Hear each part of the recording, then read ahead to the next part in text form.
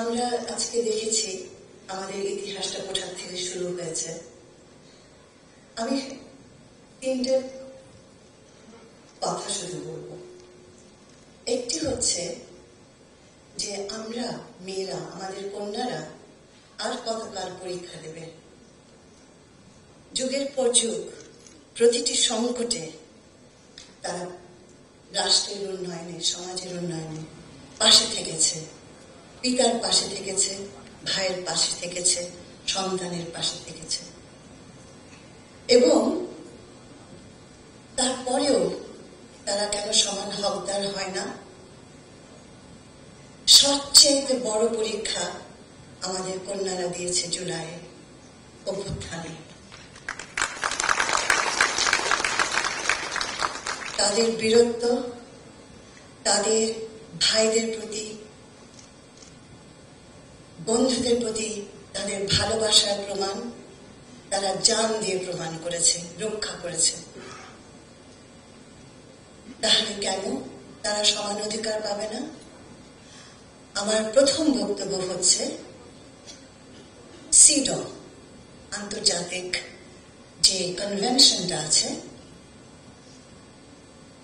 to eliminate all sorts of discrimination against women, all forms of discrimination. এখনই সময়, এই মুহূর্তে আমি আমার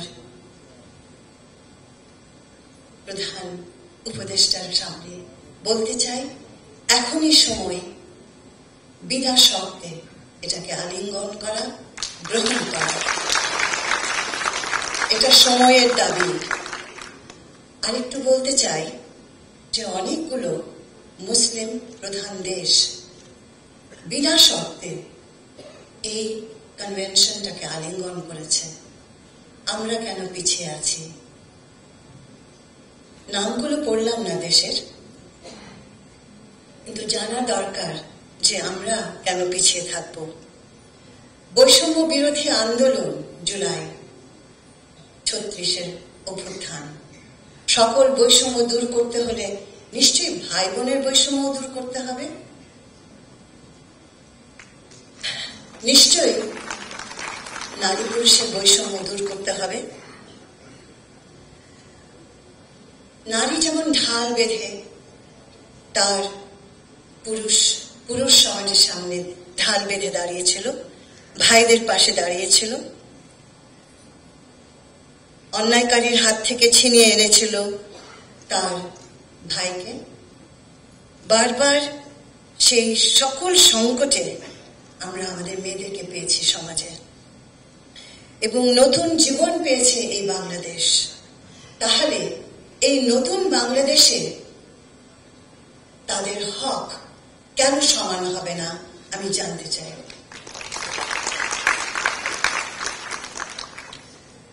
সম্পদে, সুযোগে সমান হকদার অর্জন করেছে আমাদের কন্যারা। রাষ্ট্রকে, পরিবারকে সেটা এবার দেবার পালা। আমরা লক্ষ্য করেছি কিছু ইদানিং কালে কিছু নোংরা পুরুষ বেশে হাইনাদের ছবল দিচ্ছে সমাজে, কিভাবে আঘাত হানছে আমাদের কন্যাদের ওপর। এবার কিন্তু ঋণ পরিশোধ করার পালা। যেমন আমাদের কন্যারা তোমাদের পাশে দাঁড়িয়েছিল, আমাদের পুত্র সন্তানদের বলছি, এবার তোমাদের পালা তাদের পাশে দাঁড়ানো, যেন একটি হায়না তাদের গায়ে হাত না দিতে পারে, একটি হায়না যেন তাদের গায়ে হাত না দিতে পারে। এর জন্য প্রয়োজন হলে আমরা আবার আন্দোলন করব, এবং আমার সরকার, আমি জানি, মেয়েদের নিরাপত্তার সর্বোচ্চ প্রাধান্য দিয়ে কাজ করছে। কিভাবে করব আমরা আমাদের মন্ত্রণালয়গুলো থেকে সিদ্ধান্ত নিয়েছি। ঢাকা থেকে শুরু হবে এই যাত্রা।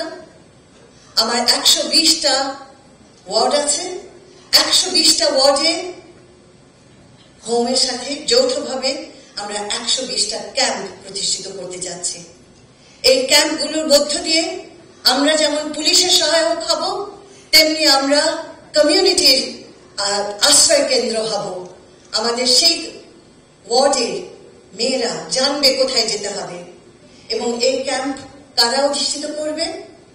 এখানে আমার মন্ত্রণালয় অবশ্যই নেতৃত্ব দেবে, এখানে সমাজ কল্যাণ থাকবে, সর্বোপরি এখানে হোম থাকবে এবং আমাদের নাগরিক থাকবে, আমাদের অভিভাবক তুল্য পিতারা থাকবে এবং সবচাইতে বড় কথা আমার জুলাইয়ের তরুণ যোদ্ধারা থাকবে।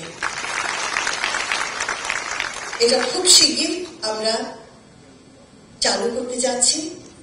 আমি মনে করি যে ঠিক যেমনি আমরা দেশকে মুক্ত করেছি, বৈষম্য বিরোধী আন্দোলন করে একটা সাম্যের স্বপ্ন আবার আমরা দেখছি, এবার আমরা নির্যাতন মুক্ত করে শিশুকে নিরাপদ আশ্রয় দিয়ে আমরা দেশটাকে গড়ব।